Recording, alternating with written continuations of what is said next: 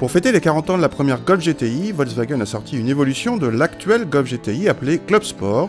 Alors que le GTI normal s'arrête à 220 ou 230 chevaux pour la version performance, la Club Sport monte à 265 chevaux et même 290 chevaux temporairement avec une fonction boost. Cette évolution se reconnaît extérieurement, un spoiler et un diffuseur spécifiques, des rétroviseurs noirs et des jantes à liège de 19 pouces en série contre 17 pouces sur la GTI tout court. La Club Sport est disponible comme la GTI normale en 3 ou 5 portes, en boîte mécanique ou DSG.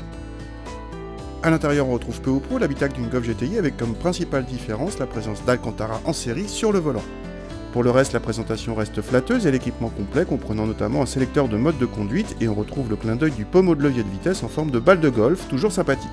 A l'arrière, rien de spécial à bord de cette sportive qui garde sa bonne habitabilité sur le segment des compacts. On retrouve de même le coffre de bonne contenance avec ses 380 décimètres cubes.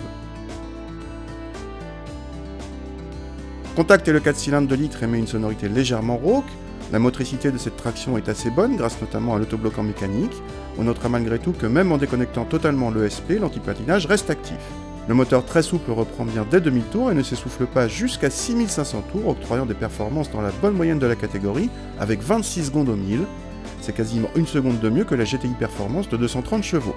La fonction boost s'obtient en enfonçant l'accélérateur à fond après un petit cran.